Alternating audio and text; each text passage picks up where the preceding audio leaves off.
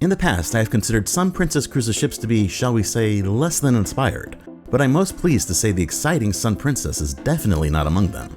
Welcome to Popular Cruising. I'm your host Jason Lippert, and this is our deck-by-deck tour and review of the brand new ship, starting high on deck 19 and descending from there. In previous videos, I've indicated which dining and bar venues are included or cost extra, but now I'm going to indicate that for all ship spaces, the first of which is Park 19.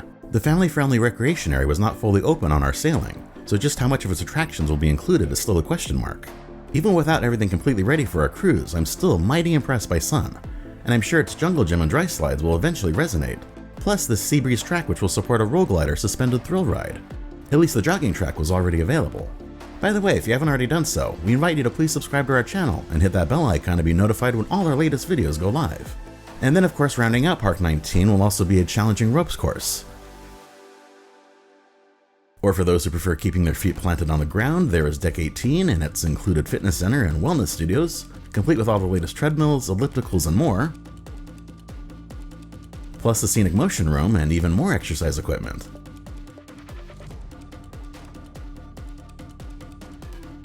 Nestled up here is also the ship's added cost photo studio for having professional portraits taken during your cruise. And also extra, but pampering for those who pay, is the Lotus Salon, where all kinds of beauty treatments can be scheduled, as well as barber and other options.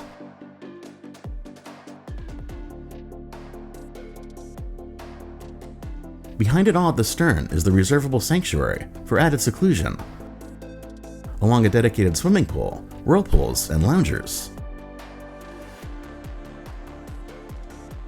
It even has its own bar and available light bite food delivery. And the aftmost sun deck section is earmarked just for those in signature suites, as is a double-decker lounge below just for them as well. Or private cabanas can be individually booked in the sanctuary also. In either case, I sure enjoyed a very refreshing California roll, as well as a flavorful Santa Fe chicken wrap.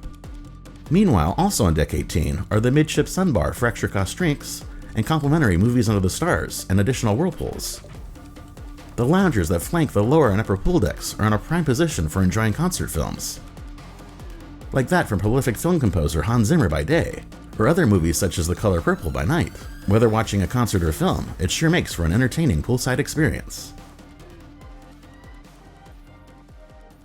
Then on Deck 17 is the double Lido pool and additional whirlpools, as seen on a quieter morning under a beautiful sunrise befitting the ship's name. The waiting waters sure are tranquil and inviting. With a modified layout from previous vessels, Sun Princess does not have a Lido buffet on the Lido deck. Instead, that's been relocated to a lower level, but there are still poolside eateries, including the new Lido tacos and reprised Lido slice. As a native Californian, I am very picky when it comes to Mexican food, so I'll just say the tacos here are serviceable, but the salsa is too sweet. And pre-made burritos are really closer to taquitos. Better in my opinion are the delicious shawarma offerings here. And the free pizza is middle of the road now that it's paid at Alfredo's. Better still may in fact be the included Lido grill and Lido greens, and extra Lido bar on the other side, but I didn't have a chance to try them on my cruise, though a colleague of mine did vouch for the quality of the custom salads. In the opposite corners are yet another bar in the form of the mix for additional extra cost cocktails, as well as coffee and cones for paid specialty java and ice cream concoctions. The base flavor is only vanilla, but toppings are more varied, as are available granitas. Another thing that was sadly not quite ready for our cruise was the panoramic Love by Britto, what is sure to become the vessel's flagship specialty dining venue once fully decorated to the artist's specifications. Jumping forward to the front of the ship is another watering hole that should not be missed. Located within the ship's signature dome, and below a colorful waterfall is the Cascade bar, for creative water-inspired beverages, like the one called Watering the Garden, served from a watering can no less, to spin a cool, herbal-infused ice sphere.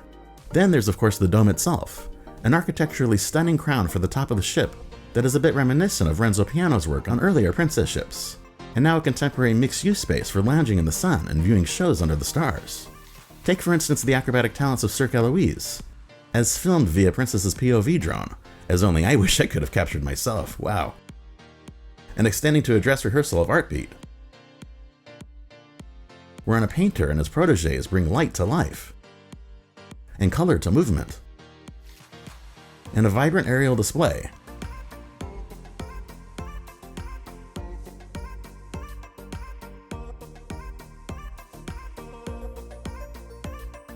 My only critique would be that the otherwise great show is just a bit too short, with limited seating to go around. But also neat in this space is the dome pool, when the stage is tucked aside, for both indoor and outdoor swimming, and splashing as it were. And there are even more whirlpools up here too, as well as the sea view bar.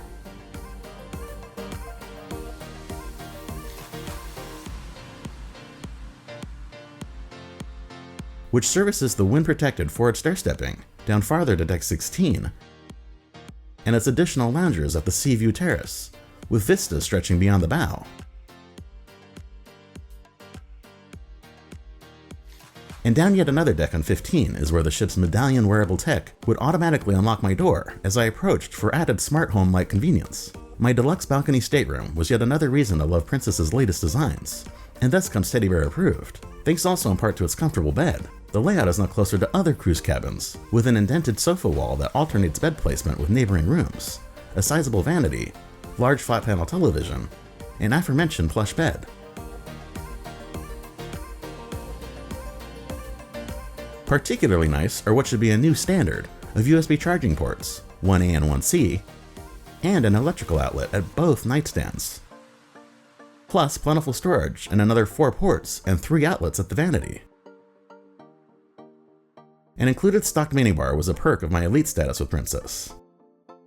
And past this beautiful rose is the balcony with lovely views, albeit very minimal furniture on the outside. When you're ready to book your own Sun Princess cruise, in this category or another stateroom or suite, we recommend doing so through our sponsor, Fairy Godmother Travel, who will magically take care of all your trip planning absolutely for free.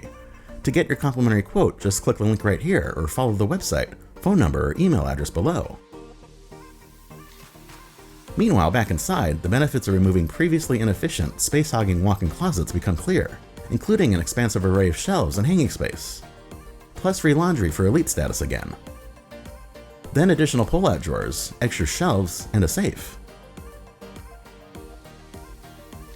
There's even a bonus side closet for storing life jackets, and additionally more storage below them. Kudos also to a pair of handy hanging hooks in the entryway, as well as another 2 behind the bathroom door, inside which is another significant improvement to Princess's entry-level bathroom layouts, with a well-spaced sink and toilet space and premium toiletries. And finally, replacing flimsy shower curtains with a glass enclosure. There's now ample length here, but another 2 inches more would have gone a long way for the width. Upon leaving your cabin, the aforementioned medallion tech extends to ease of wayfinding, thanks to interactive displays throughout the ship. And also more efficient this time around are smart elevators that have you select a floor before car assignment and expedited transit to your destination deck. There's a total of 4 elevator banks when competing ships are cutting back, and the aft one is even a neat glass enclosed variety. After descending to deck 9, you'll get your first glimpse at the second of the ship's signature spheres. Here the line's classic Piazza atrium bulges outward with even more panoramic windows. And at the top level of the space is First Go Princess, a new venue that on one side houses Sun Shore Excursion's desk, or really casual tables, and on the flip side is the future cruise booking and loyalty half of Go Princess, which is equally relaxed. There's even a cool interactive globe that when you tap your medallion, reminds you of everywhere you've traveled with Princess, as well as where the rest of the fleet ships are currently positioned around the world. Of course, said Piazza opens up in the center of it all as a triple-decker atrium that thankfully no longer looks like it belongs in a cheesecake factory. But if you do happen to get hungry, Alfredo's Pizzeria has you covered, again with stunning and naturally sunny views to the outside. The specialty pizzeria is no longer free as it once was, but its savory pies are worth a small surcharge. Like the delicious 4-cheese one I customized with ham, arugula, and tomato. It also wouldn't be a Princess ship without an international cafe, where its snacks, sandwiches, and other sweet and savory pastries remain complimentary throughout the day, and only specialty coffees cost extra. And I must say I'm very happy to see the line proudly serve Lavazza, as it happens to be our personal coffee of choice back home, and it made for a very tasty iced honey lavender latte to wash down this berry pound cake. By relocating International Cafe to the top of the Piazza, it lines up perfectly with the included Eatery, the ship's newly positioned full-service buffet, lowered now from the Lido deck above and offering lots of seating to go around. You can never go wrong with eggs, sausage, and bacon, and the cinnamon rolls are especially great. Besides the indoor seating of the Eatery is also a whole wraparound promenade of additional alfresco tables and chairs, where another full grill, pizzeria, and bar are repeated from the pool deck above for even more dining options. And in the evening, the aft sections of the Eatery are dressed up to feature 2 specialty restaurants from celebrity chefs. The starboard side hosts The Catch by Rudi, Sodaman that is, for extra cost seafood dinners. I didn't have a chance to dine here on my cruise, but the line's super talented head of culinary arts always brings his best to the table. We're new to the line on the port side is the Butcher's Block by Dario. Here, Chef Gaccini presents an all-meat, prefixed dinner across 7 courses, each featuring a different cut of cow, following a Tuscan bread service. Suffice it to say, this is a carnivore's delight, served Italian family style complete with red wine. But do be prepared for seemingly endless servings of meat. From lighter beef tartare and seared carpaccio, to some of the largest portions off the bone. As a steak connoisseur, this dinner has my name written all over it, and even I was overwhelmed and stuffed by the end. In hindsight, had I known just how meaty the meal would be, I would have refrained from eating breakfast and lunch this day to have the stomach required to fully appreciate the feast. Because it sure was impressive, as cut after cut was prepared tableside and brought to our table. There were a couple of sides including a baked potato, but they were indeed superfluous to the steaks. They just kept on coming, and I can't wait to return for another pass, after better preparing myself next time for all the courses, and even a sweet dessert of olive oil cake to follow. Farther off the stern, the Promenade and its alfresco seating behind the Catch in the Butcher's Block step down to deck 8, where aft-facing views are highlighted from the Wakeview Terrace, and its infinity glass-edged pool and pair of whirlpools. Not to mention inviting pillow alcoves and other loungers, all under the architecturally magnificent towering back of the ship. And of course serviced by its very own bar. Also different from preceding ships, on which the main restaurant is usually split into 3 separate dining rooms, the included Horizons on Sun Princess is a singular triple-decker venue, but each level is assigned to a different service. On Deck 8, the restaurant plates all-American dining during brunch and dinner hours. That amounts to comfort food such as pub-style fish and chips, in addition to creamy mac and cheese. And I even ordered a diner-style Coca-Cola float as both a beverage and a dessert. Stretching forward from there is the first of 2 sets of the Shops of Princess. Retail has been elevated on most new ships with all kinds of high-end brands, and Sun is no different, offering a wide variety of labels across watches, jewelry, perfumes, and more. And now also more of a retail location for medallion accessories is the adjacent OceanFront, where the wearable tech can be dressed up with fancier chains, bracelets, etc. Prince's favorite specialty restaurant, Sabatini's Italian Trattoria, is also back on Sun, where you can watch house-made pastas be prepared behind display glass, before dining yourself in the very elegant space that also looks out onto a beautifully painted Tuscan countryside. Bread service begins with a regular helping of olive oil and balsamic vinegar, as well as polenta fries. And apps encompass choices, such as Tuscan-style panzella bread salad and a refreshing burrata caprese. And said pastas once plated extend to the likes of a linguine alla limone. And entrees can be even heartier, such as a marvelous veal scallopini. Meanwhile, new to Sun Princess is Umai Teppanyaki and Hot Pot, as another extra cost specialty option. The venue is nice and contemporary, but the dinner show is very traditional. That is, don't expect anything different than your typical hibachi showmanship. It's still fun enough, and the resulting meal is tasty. There's just nothing revolutionary here. But I'll always gladly sit down and enjoy all the surf and turf proteins and side of classic fried rice. Also familiar to loyalists will be Crooners, neatly decorated with vintage audio equipment and further rendered in a cool sort of Art Deco meets mid-century modern style. The venue is another that lines the Piazza's spherical windows, and also stages some of the ship's excellent live music, ranging from piano tunes to a violin duo. And on the opposite side is the fresh Makoto Ocean, in collaboration with master of Edome-style sushi, Makoto Okuwa. I'm told this is the closest you'll get to genuinely local Japanese sushi, and I can honestly say it was indeed some of the best I've ever had on land or at sea.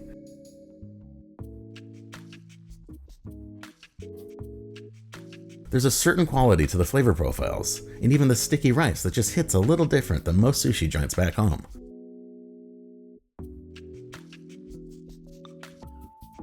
And it's all super fresh across the entire extra cost, prefixed meal. However, I must point out the ship's only real significant shortcoming in the form of the adjacent Princess Casino. For gambling it's just fine, but without a dedicated cigar lounge enclosed elsewhere, all permitted indoor smoking happens here, and that means secondhand fumes often drift beyond the gaming space into the neighboring sushi restaurant and Piazza Atrium overall. Nonetheless, there's no spoiling the excellence next door. Welcome to Spellbound by Magic Castle. For a very reasonable surcharge, those aged 13 and up are treated to a special magic-themed 4-course dinner in Horizons, and evening to follow in the vintage speakeasy-style bar and lounge. The playfully ghostly setting sets the stage for an included welcome drink and unlimited cocktails throughout the night, in addition to an impressive magic show in its dedicated theater, plus more prestidigitation back at the bar. The bundled beverages are just as intriguing as the interactive venue, and it's chock full of fun surprises throughout, not the least of which are the illusions that will have you scratching your head for the rest of the cruise. Farther forward is also a new take on the line's shipboard theater, with an in-the-round configured Princess Arena. Like Park 19, not every performance was ready for our cruise, but the venue did host its share of guest entertainers, like the funny ventriloquist Paul Zerdin and his cute puppets, as well as one of 4 planned production shows, Valora, a Pirate Quest. What could have easily been another dime a dozen kitschy pirate show actually turned out to be a heartfelt and delightfully silly narrative about family, love, and longing. Told via high-energy classic rock numbers, singing, and dancing. And it was all further enhanced with impressive action sequences, creative sets and pit work, an outstanding sound and lighting package, and even a brazen Kraken. Princess President John Paget's background at Disney is definitely showing on this ship. I can only imagine how great the remainder of the shows will be on Sun once they too are ready for primetime. But in the meantime, Valora has already proven to be a very entertaining onboard diversion. I for one can't wait to see what's next. The Princess Arena also descends to Deck 7, as does also the Underground Teen Lounge. Gone from the kids' facilities on board are Discovery at Sea theming in favor of simpler decor. But they are still fun, dedicated spaces with air hockey and foosball no less. Similarly, the Neon Grove Tweens Club also has such table games, in addition to skee ball and a fair share of seating for socializing. Or more for adults on this level is Good Spirits at Sea. Rather than being placed as an afterthought off of the Piazza, the stylish drink-making venue now has its very own space that is far more conducive to its presentations. After pre-recorded videos set the scene and briefly explain a bit about where each international drink comes from, live bartenders take over and illustrate the mixology behind them. It definitely makes for an educational and entertaining way to enjoy a beverage. Like this smooth Coco Cafe from the Dominican Republic, made with Gosling rum, Lavazza espresso, coconut cream, kosher salt, grated nutmeg, and chocolate. Like Sabatini's, Crown Grill returns as another one of Princess's guest favorite specialty restaurants. Since I dined at the Butcher's Block, I didn't hear, but as before, passengers can expect a more traditional a la carte steakhouse experience off the display kitchen. And when your sweet tooth calls, the genuine Gelateria is there to answer with its premium treats. I personally enjoy the affogatos here, like a chocolate alternative I requested drowned in espresso.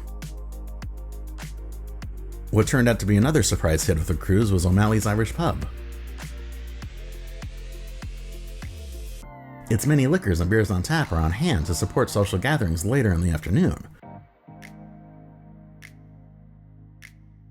and then soon lively music also fills the air.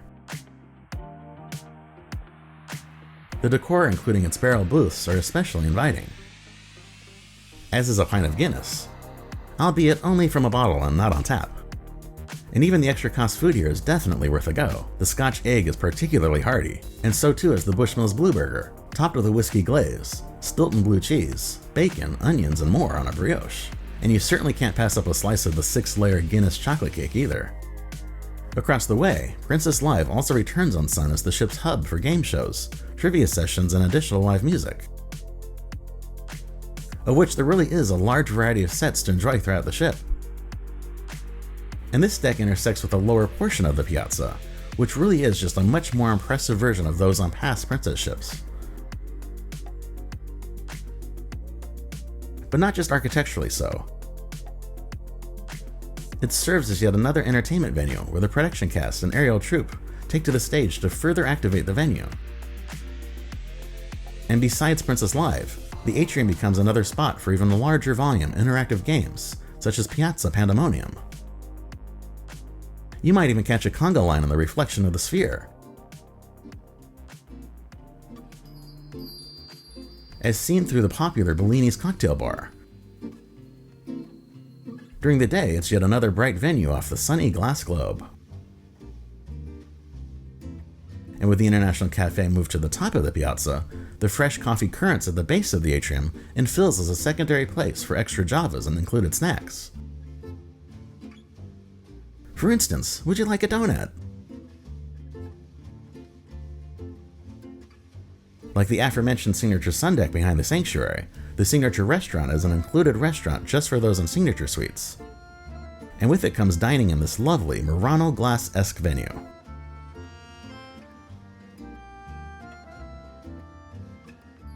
And down the way is the second set of the Shops of Princess, selling more in the way of clothing and logo items along this stretch. The Wheelhouse Bar at the end is another Princess Cruises staple, but on Sun Princess it is sadly much more subdued from past vintage maritime showcases. This one has some personality, but only very little, making it pale in comparison to past versions. Meanwhile, across the way is the Reserve Collection restaurant.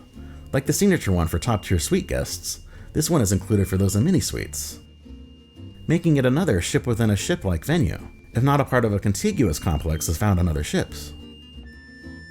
And rounding out horizons for everyone else are traditional seatings or intertime availability for dinner at the 2 remaining levels of the main dining room, both of which have exquisite views off the back of the ship and the best cuisine I've experienced at an MDR aboard Princess, including delicious courses such as a crispy Thai vegetable spring roll, seafood deviled egg that was very flavorful, premium branzino with olives, onions, and peppers, and a sticky toffee and date pudding, sweet send-off. Then on Deck 6 is where a few other traditional venues have been hiding this whole time, like a small guest services area, and an interesting, in-the-round orientation, not unlike the arena above, that effectively pushes the queue outside into the elevator lobby, strangely enough. And just on the other side is the remainder of the kids' facilities, with Firefly Park being that dedicated to the youngest of children on board. Again, more lightly themed this time around, is a larger area than the individual teens and tween spaces above. Here with basic jungle gyms that aren't integrated into the ship structure, which I suppose makes them easier to move as needed. And not to be forgotten is the tucked out of the way Lotus Spa for extra treatments and access to its relaxing enclave, the latter of which is punctuated by a cool undulating wall light effect across from heated tile loungers and a soothing hydrotherapy pool.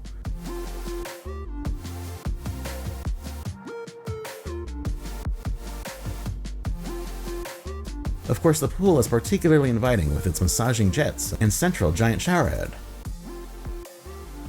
which are in addition to 3 experience showers off to the side.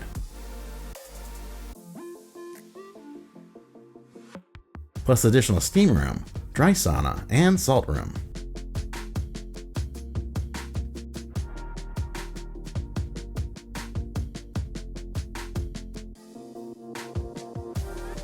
Then via a spiral staircase descending to Deck 5, or where the spa's relaxation room and treatment rooms reside. Both those for individual massages, as well as couples ones. And last but not least, lowest to passengers on Deck 4 is the landing,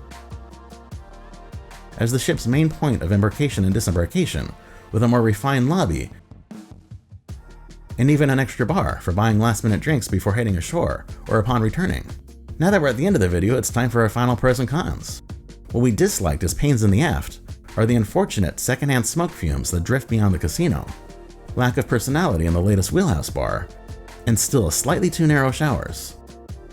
But what we most liked and can take a bow are the ship's otherwise much improved entry-level shower enclosures and tech-friendly cabins, amazing Spellbound, my Magic Castle venue, and overall Sun being the best ever Princess Cruises ship. Thanks so much for watching. If you would, as it really does help support us, please like this video with a thumbs up and subscribe to our channel while hitting that bell icon to be notified of new videos. Watch our other ones and visit popularcruising.com.